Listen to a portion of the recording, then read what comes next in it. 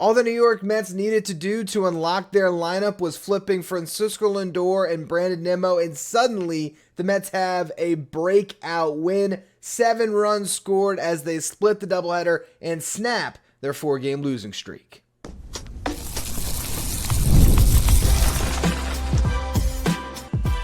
You are Locked On Mets, your daily New York Mets podcast. Part of the Locked On Podcast Network, your team every day. Hello to all you amazing Mets fans. You're watching Locked On Mets, part of the Locked On Podcast Network, your team every day. I'm your host, Ryan Finkelstein. I've been covering the New York Mets on this show since the 2019 season. This is the only podcast that covers the Mets 7 days a week throughout the regular season. If you want to find some of my written work, you can do so over at justbaseball.com, where I work as the managing editor. Today's episode is brought to you by Game Time. Download the Game Time app, create an account, use the code LOCKEDONMLB for $20 off your first purchase.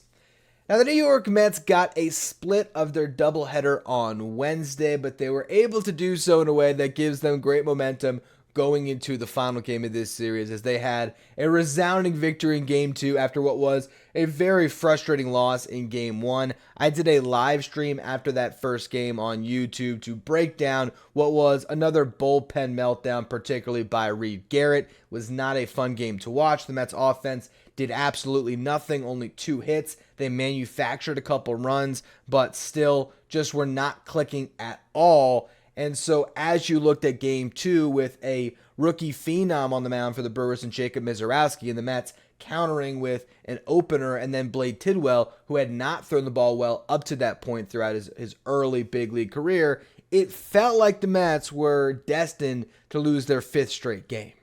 But luckily, Carlos Mendoza listens to the show. I'm just going to take credit. I don't know if it's true. He probably doesn't listen. It might have been what he said. He might have decided to split up Brandon Nimmo and Juan Soto in the lineup because of the way that the Brewers have those lefties in the bullpen that he really feared. So he wanted to split those lefties atop the lineup. Or he listened to July 1st edition of Locked On Mets, where I talked about how Francisco Lindor was the guy that has to step up to get this team going, because Lindor is the guy that is the heartbeat of this team. And really, you could say he's the engine that drives the New York Mets.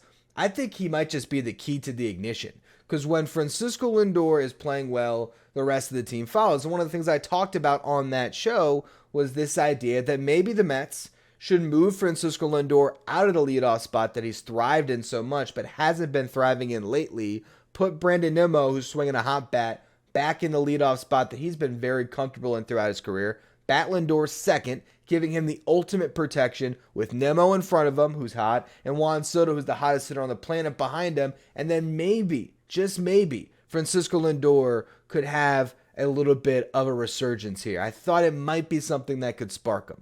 And sure enough, Game 2, after the disappointing loss, Carlos Mendoza rolls out a lineup with Brandon Nimmo batting leadoff and Francisco Lindor DHing in the 2-hole, with Ronnie Mauricio getting the start at shortstop. Probably made sense to not have Lindor play 18 innings on a broken toe. So that lineup, I was excited to see it. First inning, Brandon Nimmo strikes out, Francisco Lindor lines out, Juan Soto walks, Pete Alonso strikes out, Mets do nothing. But in the second inning, you got to credit the bottom of the lineup for turning things over after Jeff McNeil and Tyrone Taylor each got out.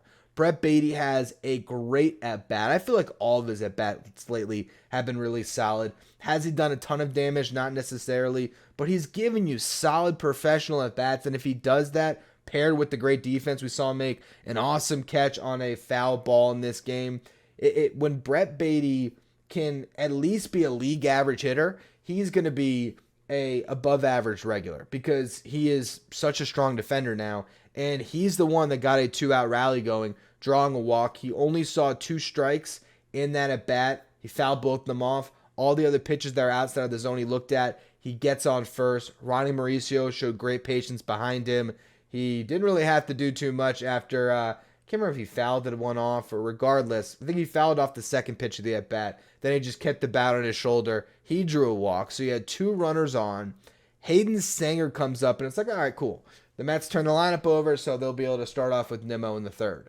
But they get a absolute break as Hayden Sanger hits one back up the middle. Jacob Misiorowski, who's all of 6'7" with those lanky arms, reaches up. If he doesn't reach up, that ball probably just goes right over there to second base. Bryce Terang fields it, no problem. Instead, it deflects off of Misiorowski's glove, takes a weird hop away from, I believe it was Terang, who was standing on second base, either him or Joey Ortiz, the shortstop. Regardless, he was put his foot on the bag, was trying to just field the ball and get the force out and stack it. Instead, everybody is safe as the ball just bounces away from him. And so now you bring up not Lindor in the leadoff spot, Brandon Nimmo in the leadoff spot in the Mets lineup with the bases loaded and 2 outs. And Brandon Nimmo gets a first pitch slider that was over the heart of the plate, and he just ambushed him on the first pitch, expecting something in the zone, expecting Misiorowski to try to attack the zone with a strike. And he was able to put the ball in the seats for a grand slam that just lifted the weight of the world off of this team's shoulders. And sure enough, right after that, Francisco Lindor goes back-to-back, and the Mets, in a blink of an eye, have 5 runs on the board. It could not have worked more perfectly to see Nimmo batting leadoff, getting that at-bat, coming through, and then Lindor hits the home run after him, and then tacked on a couple of insurance runs as well. In the 6th inning, Ronnie Mauricio drew a leadoff walk. He advanced to second base on a bunt by Hayden Singer, got to third on a groundout by Nimmo, and then Francisco Lindor, who had got turned around to the right side as the Brewers went to a lefty to face Nimmo. Lindor able to get one over the third baseman's head into the outfield for a base hit that drove in one. Then the bottom of the 8th inning, Hayden Singer drew a 1-out walk. Travis Jankowski came in to run after Brandon Nimmo flew out. Here was Lindor with 2 outs, delivering an RBI double that scored Jankowski from first base. Lindor goes 3 for 4 in this game. He was hit by a pitch, home run, double, 3 RBIs. Massive game for Lindor. Obviously, anytime you hit a grand slam, that is a big game. So Nimmo did a great job as well. 7 runs driven in by those 2 guys atop the Mets lineup. And suddenly this team has a new go-to lineup. I know Carlos Mendoza again talked about why this was a 1-game decision. It was just about the lefties. I don't really buy that. I'm not saying this really was my idea that he found that way. I'm sure this is something that they've been talking about in the front office. But I think that this is something that makes a lot of sense for the New York Mets, especially with the way Brandon Nimmo has been really putting together a bunch of great at-bats lately. I don't think that was necessarily something that had to come from the 2-hole, that moving Nimmo would change anything for him, because Brandon Nimmo's played most of his career as the Mets leadoff hitter. So batting leadoff is something he's very comfortable with. He's going to see a lot of pitches, and you don't need to put that pressure on Francisco Lindor anymore. Granted, Lindor really did spark the Mets from the leadoff spot last year. It was an incredible move by Mendoza to put him up there and to see the results, and it carried the Mets for a long time. But the fact that he hasn't been hitting well, it just made this a time to try it out, and it all of a sudden makes the lineup so much more potent in my mind, just because it really does split up those lefties with Nimmo and Soto. But I think more importantly, it sets everybody into some proper roles, in the sense that maybe Brandon Nimmo gets back to being the on-base guy that he's been in the past. Because while Lindor has been a very good leadoff hitter, Brandon Nimmo, typically, if you look at their careers, not necessarily what we saw last year, but if you look at their careers by and large, Brandon Nimmo has been a better on-base threat than Francisco Lindor. Lindor has been a better power threat. Now, Nimmo has added power to his game. I don't think that Lindor necessarily has more power than Nimmo now, but I think Nimmo can set the table for this team. You go left-handed batter, switch hitter, left-handed batter, and Juan Soto. And we've talked so much about Soto's protection for this lineup and what that would provide this team. I think we've seen it most going the other way, where, they say protection can happen before you or after you, and we've seen the impact of Juan Soto batting in front of Pete Alonso. But we haven't really seen anybody take advantage of having Soto behind them. And earlier in this season, I guess if we did, it was Francisco Lindor back in April. Well, now Lindor gets Soto's protection again, but Soto is in his comfortable 3-hole. Lindor bats second, Nimmo leadoff. I don't want to see Starlin Marte bat leadoff. because there's a lefty on the mound, Jose Quintana. We might see that. I would not like it. Personally, I want to see the Mets roll with this lineup. I don't care if it's a lefty on the mound. Brandon Nimmo can hit lefties. This should be the Mets' new 1-4. Now, another big thing to talk about, because I want to spend some time on Blade Tidwell, and we'll do that in the next segment. But since we're spending so much time on Francisco Lindor, it is worth mentioning now that Francisco Lindor was voted in as the starting shortstop for the National League for this year's All-Star Game. Such a great honor for Lindor, and long overdue. This guy has been the best shortstop in the National League since the 2022 season. I don't think it's even been close. Every single year you look up and you say, oh yeah, Lindor's been the best at his position. In 2022, you did have Trey Turner and Dansby Swanson that had, a pretty good season that year. So it was maybe up for debate in 22. 23, 24, there shouldn't have been any debate who the best shortstop in the National League has been, certainly last year. And despite all of that, he has been snubbed year after year after year. Again, in 2022, if you want to tell me that Turner and Swanson deserved it more than Lindor, I'm not going to argue about that one too much. 2021, he didn't deserve it, had a rough first half. But the last 2 years before this one, 23 and 24, he's absolutely been a shortstop that deserved that recognition, and by the end of the year, he really has separated himself as the best shortstop in this league. If you want to, canvas general baseball fans right now, and someone wants to make an argument for an Ellie De La Cruz or a Trey Turner, there might be a statistical argument based on the month that Lindor just had that those two players have been better in the first half.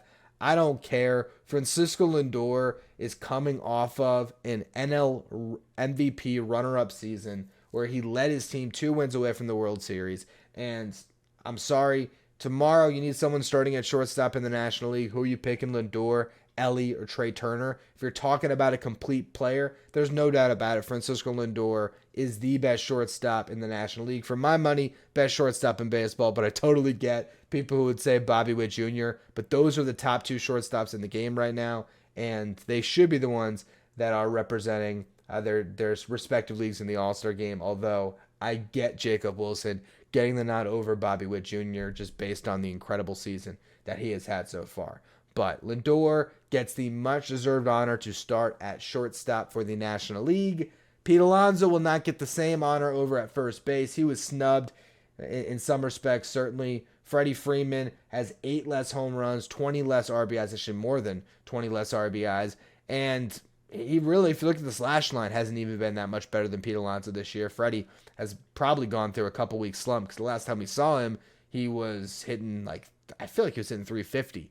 And now his batting average is closer to 300. So that's one where you certainly can say that Pete deserves to be the starter, but it's also Freddie Freeman and the Dodgers, and I still kind of get it. To me, I'm not going to be too upset about that one or the fact that Juan Soto's not starting, because the guy that needed to start is Francisco Lindor will be starting an All-Star game representing the New York Mets. Awesome moment for this franchise. In the next segment, I want to talk about the pitching in this game. Blade Tidwell deserves a lot of credit for what I would probably call his best big league appearance to date. So we're going to talk about all of that in just a minute here. Today's episode is brought to you by Game Time. Have you ever decided at the last minute to head to the ballpark with your friends and family and check out a game? Well, maybe here it is. It's game day, Mets Brewers, and suddenly you realize you want to be in the stands. Well, that's exactly where Game Time comes in. It's the easiest way to grab last minute tickets without the stress.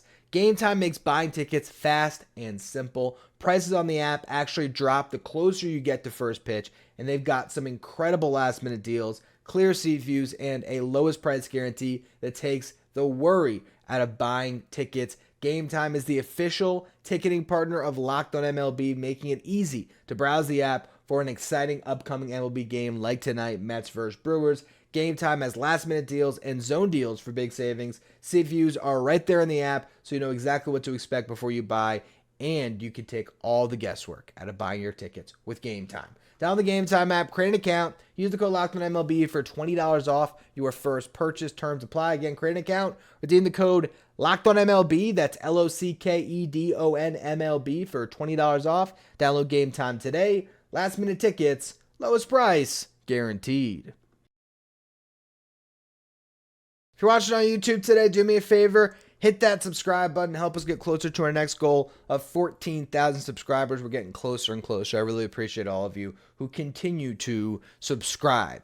Let's talk about the pitching in this game 2 of the doubleheader. Huascar Brazaban was the opener yet again. He did a good job in that role. He did walk one, but got through a scoreless first. Blade Tidwell came on in the second inning, and from the second inning through the fifth inning, he allowed just one base runner per inning, really attacked the zone.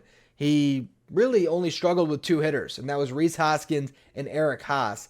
Hoskins drew a walk in the second inning. He doubled in the fourth. Eric Haas walked in the third inning and singled in the fifth, but that was all Tidwell gave up through his first 4 innings of work. Really did a good job. There was a couple times where he fell behind the count, didn't just cave and issue a walk, battled his way back in it, and just let that fastball eat in the zone and see if he could get outs. And got plenty of flyouts, got some balls on the ground, just did what the Mets needed him to do, which was pick up a bunch of outs. I've been saying it before every single one of these appearances by Blade Tidwell. To me, the target number is get 10 outs out of him. You get 10 outs out of him, you get him through 3 innings and into a 4th inning. And to me, that's a victory, especially if it's 10 outs without blowing up the game. And in this one, he gets 13 outs. So a job well done by Blade Tidwell. He did lose it a bit in the 6th inning where he gives up home runs to Christian Yelich and Jackson Chourio to start off the inning. But I got to give him credit because after that, he did pick up a strikeout. He didn't just completely shrivel up after those 2 home runs. He got a big strikeout there. And then he did give up another hit to Hoskins, who got a base hit. So he was really seeing Tidwell very well. Hoskins, a good fastball hitter, so no surprises there. Tidwell was pulled to 80 pitches. Daniel Nunez came on. He gave up another hit that allowed Hoskins to go to first to third. Then a ground out to Brett Beatty, scored a run, but Nunez would pick up a strikeout to get out of that inning without any further damage. You had a good inning by Dickie Lovelady in the 7th. He actually looked really sharp, so we'll see if Lovelady will actually stick around for a little bit. Who knows? I think for now, he's definitely here to stay because the Mets, at this point, as we'll talk about in the next segment, are pretty much kind of locked into their current roster. And I don't even know who will come up if they do decide to send Blade Tidwell down, as he probably won't be able to pitch again. Again, we'll touch on that more in the next segment as far as, Sean Manaea might actually be back next week. So we'll get to all of that. But Dickie Lovelady, solid 7th inning. Ryan Stanek picked up 2 strikeouts after giving up a leadoff single in the 8th, but when he issued a walk and the tying run came up to bat, Carlos Mendoza was not messing around. He goes to his closer, Edwin Diaz, and Edwin shut the door, struck out the first batter that he faced in the 8th inning to get out of that jam, and then the first 2 of the 9th inning, so strikes out the first 3 batters that he faces on the night, gets a ground ball to Pete Alonso to end the game with Diaz covering first, making the play to pick up. What save was that for him on the season? Let's check it out. But his ERA now is 1.91. So Edwin Diaz, I really think he is looking at potentially another all-star appearance in a Mets uniform. That was save number 17 for Edwin Diaz, who, if things go well, maybe picks up 20 saves by the break. It's not impossible if the New York Mets can win some more games here to close out this week and next. But you look at the pitching in this game, at least there was no blow-up inning like we saw in Game 1. The bullpen did its job, and Blade Tidwell really was solid. I don't think this is indicative of a guy that has figured something out and should be sticking in the big leagues. I think he still has more to work on. You see he's getting more comfortable with this sweeper. You saw him mixing in a sinker a little bit more. The fastball is legit. It averages at 95 miles per hour. He touched 98 with it. That's a real pitch form that he can use to strike out batters. But he was not getting a lot of whiffs. 36 swings, only 3 whiffs. That shows you that he's still not quite there yet, getting the chase outside of the zone, being able to put batters away. It worked out for him. He was able to get the Mets 13 really big outs. Huge credit to him. He deserved that victory. Awesome performance. But I think he still belongs in AAA for a little bit. And the Mets are going to be better off. Not any knock on him, but just when they get healthy and they don't need to rely on spot starts and so much of their bullpen to get through these games. But if you look at the doubleheader and what happened here, if you had to script a split, obviously you wouldn't have wanted the first game to be so disappointing, but I'd rather the letdown to be in the first game and for the Mets to have this really resounding, exciting victory in Game 2 with a packed crowd at Citi Field compared to Game 1 where obviously in a split admission doubleheader you had more of a sparse crowd. Hopefully this is a game that the Mets can build some momentum on. It'll really hold up if David Peterson can beat Jose Quintana and the Mets can win this series and then ride into the weekend with a little bit of momentum for a Subway Series against the Yankees. So Thursday's game is critical, but this was a good first step to get back on track. The Mets now have a new lineup they can lean on, and hopefully that will keep this offense rolling because this is a team that for a long time now has needed the lineup to carry the way, and maybe this was step one in that happening. But what I want to talk about in the final segment is a bunch of updates on guys on rehab. You had Sean Manaea, Brooks Raley, both of them pitched. Jesse Winker, Francisco Alvarez, each of them homered. So we're going to go through what all that means for the Mets moving forward. Could this roster be getting some reinforcements soon? I will touch on it all in just a minute.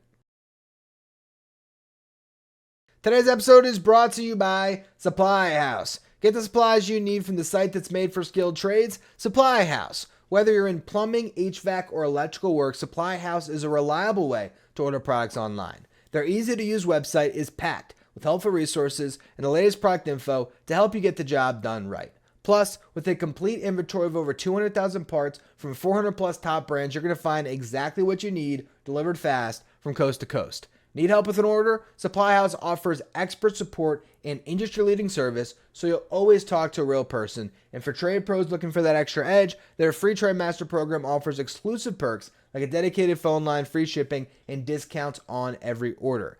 Thousands of skilled professionals are already taking advantage. Now it's your turn. Join the Trade Master program today at supplyhouse.com/TM and start ordering plumbing, HVAC, and electrical supplies with just a few clicks. Plus, use the promo code SH5 for 5% off your first order. That's supplyhouse.com. If you're an everydayer that always tunes into the show, make sure you become a Locked On Mets insider. It's our texting service where you get updates from me anytime news breaks in the match. You can ask me questions anytime, take part in our Locked On Mets signed photo giveaways, get a live graphic sent to your phone each day so you know who's in the starting lineup without ever having to go on social media. If you want to be a Locked On Mets insider, find the link in the episode description or go to subtext.com/LockedOnMets. Now let's go through everything that happened when it comes to rehabbing players for the New York Mets. Sean Manaea is obviously the big one.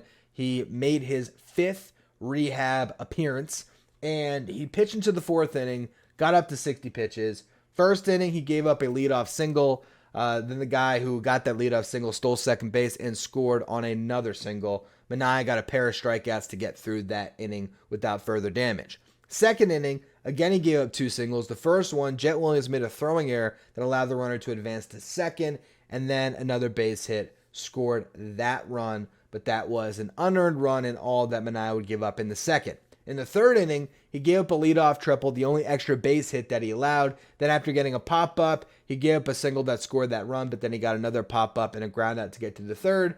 Fourth inning, he goes out there to face one batter, get his pitch count over 55. He was sitting at 53, 7 pitch at bat. He ends up losing the guy and walks him. So he got it to 60 pitches and was then pulled. 39 strikes, 6 hits allowed, 5 of them singles, the 1 triple, 2 earned runs, 3 runs overall, and 3 strikeouts.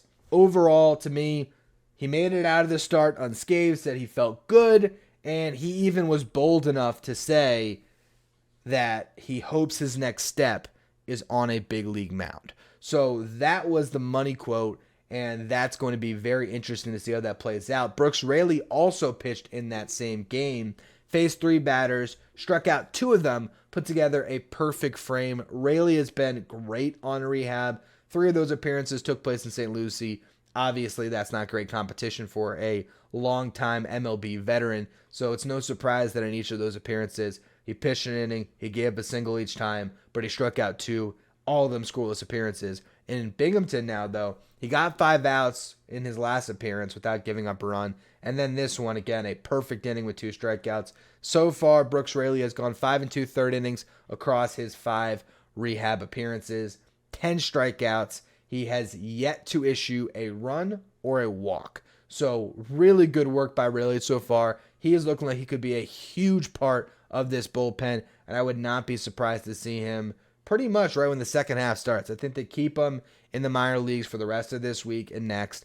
Let him rack up some more appearances. Maybe after spending this week in Binghamton, he heads over to Syracuse for a week. And then once he gets through that, I would not be surprised at all if we saw him on the other side of the break. And again, that's going to be a big lift to this bullpen. Because remember, before Raley went down with Tommy John surgery last year, he was the Mets' most dependable late inning arm, along with obviously Edwin Diaz. But, Diaz wasn't available in 23. Raley had a great season, and then he started off 2024, did not give up a run, and then he got hurt. So Raley could be a big part of this team moving forward. Good to see him throwing the ball well.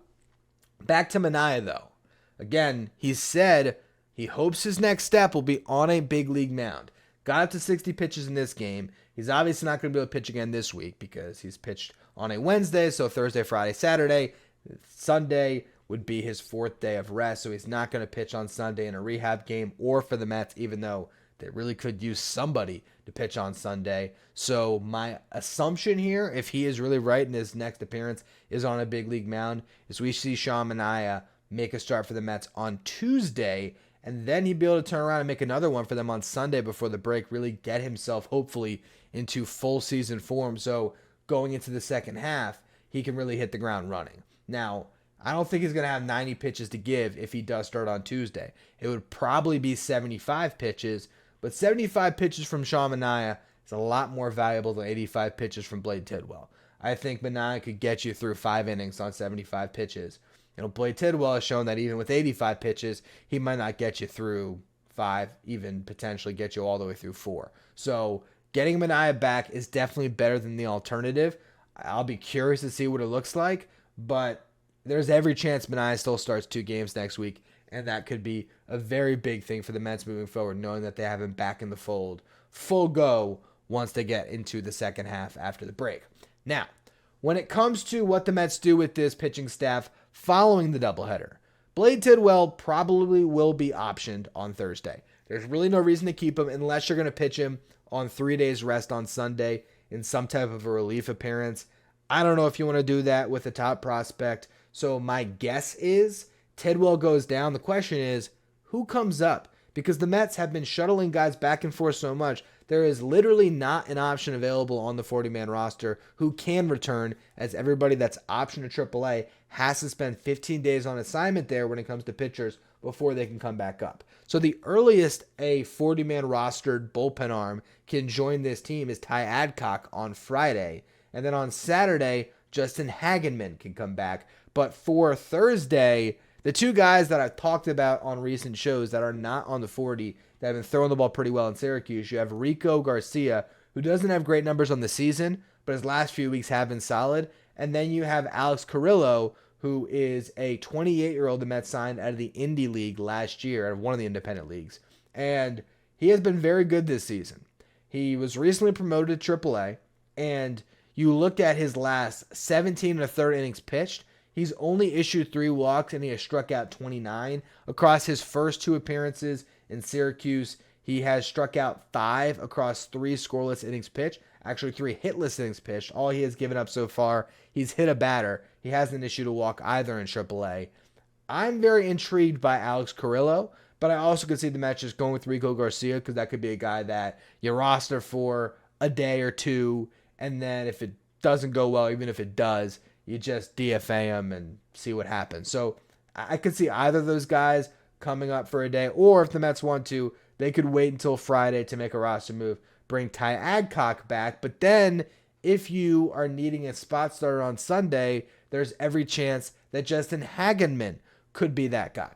So maybe you bring up Rico Garcia, have him pitch on Thursday, Friday, and Saturday, or not pitch in all 3 games, but be available for those 3 games. And then on Sunday, you call on Justin Hagenman to be the bulk guy in a bullpen game is one option. If Brandon Waddell doesn't pitch until then, those 2 guys can sort of tandem it. Not what I would prefer in what could be a rubber match against the New York Yankees in a Subway Series. And my assumption is that's probably Sunday Night Baseball, right? I don't know how it couldn't be Mets-Yankees. But we'll see. We'll see exactly what they decide to do. I would prefer if they brought up top prospect Noel McLean to make a start on Sunday, but there's been no indication yet that they will do so. So we just have to wait and see what the game plan is for Sunday. The Mets very well could just play this day-to-day until they get there. But the good news is Next week, it very well could be Sean Manaea, Clay Holmes, David Peterson, Paul Blackburn, and Frankie Montas as your 5-man rotation with Manaea getting 2 starts. That is a much better rotation than what the Mets have been throwing out there for the last few weeks. Also, good note there that Kodai Senga threw a bullpen today and all went well. I think Carlos Mendoza even said he threw a lot in that bullpen. So it does seem like Senga could be back sooner rather than later. I wouldn't even be surprised if he did go on a rehab assignment next week. That would be amazing. And you never know, he might be available before the trade deadline. I think at this point, though, you would have to think early August at the absolute latest, and I think more likely late July we see Senga back in the fold. And then when you get to a point when it's Senga, Manaea, Holmes, Peterson, Montas, it's not a bad 5-man rotation. Obviously, with Senga, you always got to be mindful about having a 6-man in there potentially, but if Blackburn ends up moving to the bullpen or you do something else, you make a trade at the deadline, you could see the Mets having a stabilized rotation in the not too distant future. Last few notes. Jesse Winker and Francisco Alvarez each homered on Wednesday. Alvarez played both games of a doubleheader in Syracuse. Got 7 at-bats. First game as the catcher, he played much better. Hit a home run in the first inning. Ended up going 3 for 4 with a pair of singles and that homer. Then he went 0 for 3 in the second game with 2 strikeouts as the DH. So far, across 6 games played really because his first game he got 1 at-bat, hit into a double play ball, and then exited with heat exhaustion. He's gotten about 25 plate appearances. He's homered 3 times. Definitely looking better. I would not be surprised at all if the Mets decided to bring Alvarez back on the other side of the All-Star break. I think he's going to stay down there for the rest of the first half. Give him the rest of this week in Syracuse and all of next week to rack up a bunch of at-bats and continue to build confidence. But I think they will go back to Alvy soon enough. And then the same thing can be said for Jesse Winker, who has to get some at-bats under his belt, but he played the full game, and one of the games, in a doubleheader in Binghamton. Everybody was playing doubleheaders with all the rain that was happening in the Northeast on Tuesday. So Winker hit one off of the foul pole, looked like, or at least tucked up in that right field corner for a 3-run homer. He went 1 for 4 in the game, but good to see Winker really just crushing a baseball. It was a fastball down the middle, but he put a great swing on it. I think he's still going to need some time here, but again, you look at the rest of this week, all of next, you can stack at bats pretty quickly. I wouldn't be surprised if Winker is back either right on the other side of the break or not too long after it. So if you look at what's coming for the Mets when you look at the reinforcements on the way, Sean Manaea being back next week is huge for this rotation. Brooks Raley could be a big piece of that bullpen that's available for pretty much all the second half. And then you have the potential to add Alvarez back into this lineup. Despite the good game from Hayden Singer, that's going to be a big upgrade. And Jesse Winker giving you another plus bat to plug into the DH spot. That also would help the Mets a ton. So that's where the Mets are at right now. A lot going on. A lot of guys who are getting closer to their returns. And I think there is some light at the tunnel for the New York Mets, although you never know what's going to happen, as the Brewers are a tough team and the Yankees can certainly play the Mets tough. This is going to be a difficult week ahead, but finally it feels like this team has a little bit of momentum to grab onto, and hopefully they can ride that momentum into at least a 500 homestand, and I would love it for a winning homestand, but we'll see exactly how the rest of this week shakes out. My plan is to go live after the game on Thursday, as Cruz Schubert is still out, our Locked On Mets postcast, so it's going to be out for the rest of the week. So my plan is to go live after all these games throughout the rest of this week here, but today I was unable to record on my typical streaming platform, so we're going to see if I'll be able to for tomorrow. I was able to get on just fine for the live stream after the first game of the doubleheader, but was unable to when I tried to record later tonight, so we will see if I'm able to go live or not. Either way, you're going to have a show available in the morning on Friday, but potentially 2 shows coming your way, one after the game and a full show for your Friday edition of Locked On Mets. I appreciate all of you for tuning in. If you don't want to miss out on any of your Locked On Mets content, make sure if you're watching on YouTube, you hit that subscribe button, you hit the notification bell so you know whenever I go live or whenever an episode drops. If you want to be a Locked On Mets insider, you can find a link in the episode description. Go to subtext.com/Locked On Mets. If you're listening on the audio side, follow, rate, and review wherever you get your podcasts. Thank you for making Locked On Mets your first watch or your first listen every day. Now, for your second watch, check out Locked On MLB Game Night, the show that'll take you around all the action in Major League Baseball with insight from our local experts and a couple of hosts that'll take you around it all. So if you want to check out Locked On MLB Game Night, go to the Locked On MLB YouTube channel or the Locked On MLB podcast feed.